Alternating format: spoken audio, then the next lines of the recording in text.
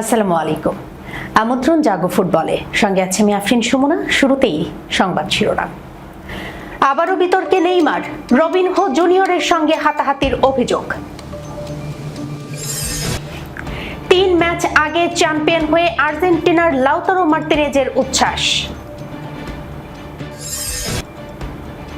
রিয়ালে ফেরা নিয়ে ব্রাজিল তারকা অ্যান্দ্রিক বললেন, সিদ্ধান্ত নেবে ঈশ্বর আর স্ত্রী।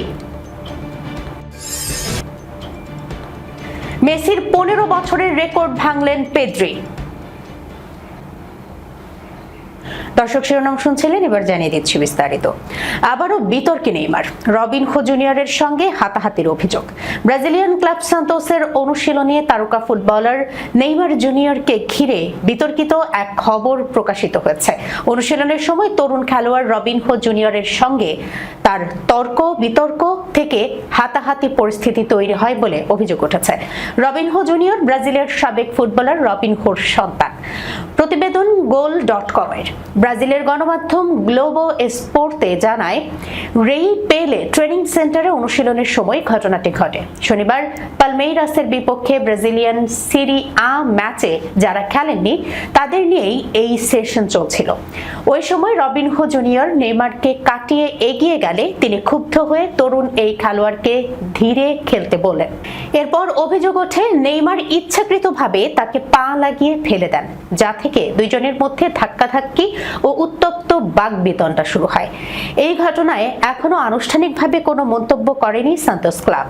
অন্যদিকে নেইমারের দল গণমাধ্যমকে জানিয়েছে বিষয়টি সম্পর্কে তাদের কোনো ধারণা নেই। তবে এই ঘটনার জেরে ক্লাবের ভেতরে কিছুটা অস্বস্তিকর পরিস্থিতির সৃষ্টি হয়েছে বলে জানা গেছে। এমনকি রবিনহো জুনিয়রের প্রতিনিধিরা ক্লাব সভাপতির কাছেও অভিযোগ জানিয়েছেন বলে খবরে বলা হয়। তবে উত্তপ্ত পরিস্থিতি দ্রুতই শান্ত হয়েছে বলেও জানা গেছে। গ্লোবো এস্পোর্টের প্রতিবেদনে বলা হয়, অনুশীলন কেন্দ্রেই 18 বছর বয়সী রবিনহো জুনিয়রের কাছে গিয়ে নিজের আচরণের জন্য ক্ষমা চান নেইমার। তাদের সম্পর্ককে গডফাদার ও গডসনের মতো বলে বর্ণনা করা হয়েছে, যা এই ঘটনার পর দ্রুতই স্বাভাবিক হয়ে যায়।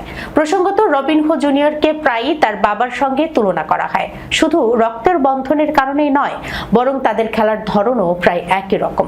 রবিনহো সিনিয়র তার সেরা সময়ে বাম দিক থেকে খেলতেন, তবে দুই পায়েই দক্ষ হয় আক্রমণ ভাগের যে কোনো পজিশনে খেলতে পারতেন।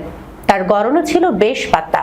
সাবেক মাদ্রিদ ও ব্রাজিল তারকা ছিলেন অত্যন্ত চতুর ড্রিবলার।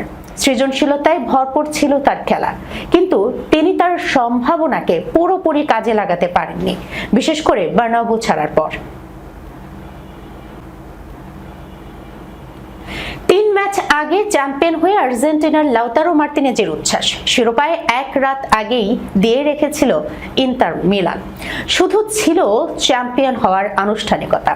গত রাতে ঘরের মাঠে সান সিরোতে সেই কাজটুকু সেরে ফেলেছে দলটি। সবশেষ 6 মৌসুমের মধ্যে এই নিয়ে 3 বার সিরি আ শিরোপা জিতল ইন্টার।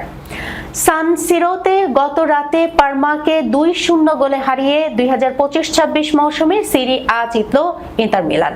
রেফারির শেষ বাঁশি বাজার পর সান সিরো থেকে পুরো মিলানে ছড়িয়ে পড়ে উৎসবের আমেজ। চ্যাম্পিয়ন হওয়ার পর সতীর্থদের মতো লাউতারো মার্তিনেজও ছিলেন ভীষণ উচ্ছ্বসিত। একই সঙ্গে তিনি এটাও মনে করিয়ে দিয়েছেন যে সব শেষ মৌসুমে শিরোপা জিততে না পারার হতাশা থেকে দল যেভাবে ঘুরে দাঁড়িয়েছে তাতে প্রত্যেকের অসামান্য অবদান রয়েছে। শিরোপা জিতে মার্তিনেজ বলেন, এখন আমরা খুবই খুশি। আগের মৌসুমে আমরা যে সব প্রতিযোগিতায় অংশ নিয়েছিলাম সেগুলোর শেষ মুহূর্তে হেরে যাওয়ার পর আবার শুরু করা সহজ ছিল না, তবে আজকের অর্জনে ভীষণ আনন্দিত। এবারের ইন্টার মিলানের সিরি আ জয়ে সামনে থেকে নেতৃত্ব দিয়েছেন মার্তিনেজ।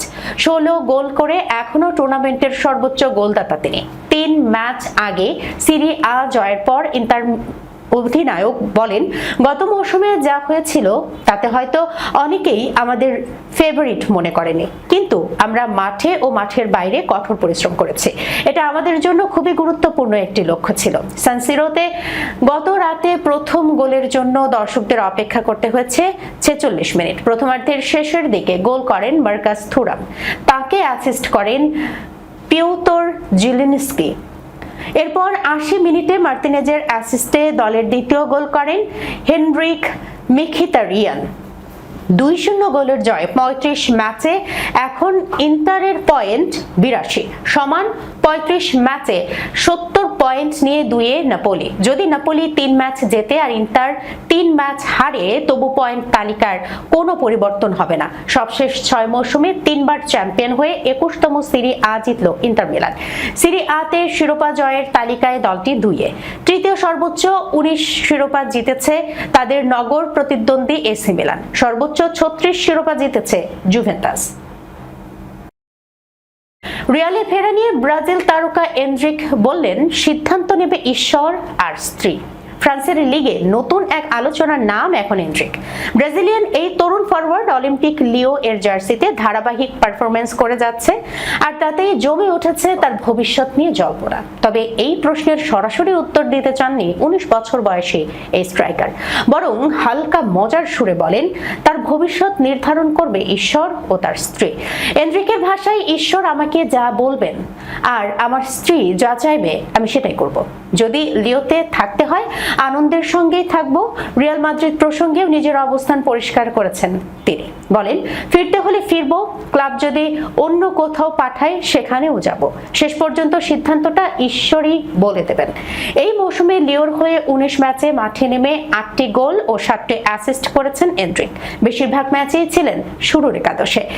আর তার এমন ধারাবাহিক পারফরমেন্স লিওকে লিগে 3য় স্থানে তুলে এনেছে, যা আগামী মৌসুমে উয়েফা চ্যাম্পিয়ন্স লিগে খেলার সুযোগ এনে দিতে পারে।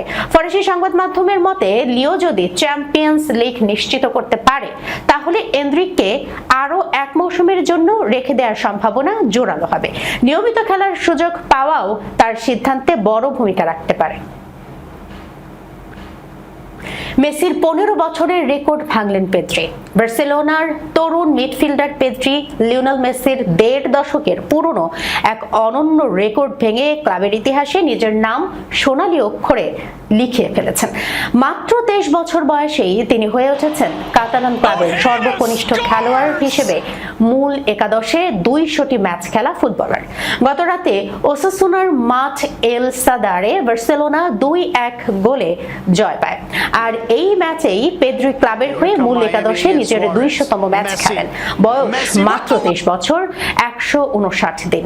এর আগে এই রেকর্ড ছিল লিওনেল মেসির দখলে। মেসি এই মাইলফলক স্পর্শ করেছিলেন 23 বছর 227 দিন বয়সে। কিংবদন্তি জাভি হার্নান্দেজকেও পেছনে ফেলেছেন পেদ্রি। মাঠে পেদ্রিকে দেখলে মনে হয় তিনি যেন বার্সেলোনার মাঠের হৃদয়।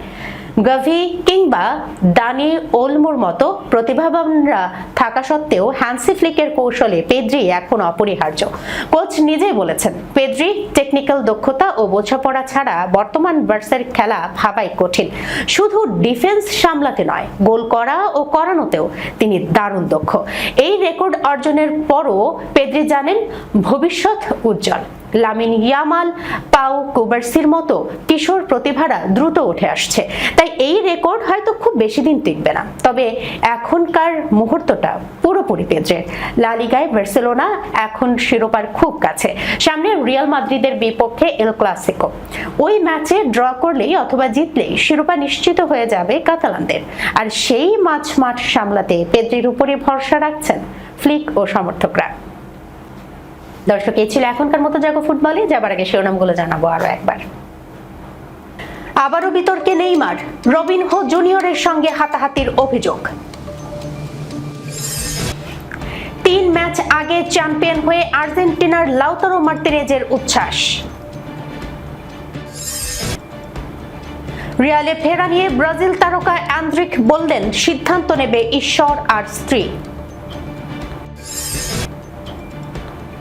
মেসির 15 বছরের রেকর্ড ভাঙলেন পেদ্রি।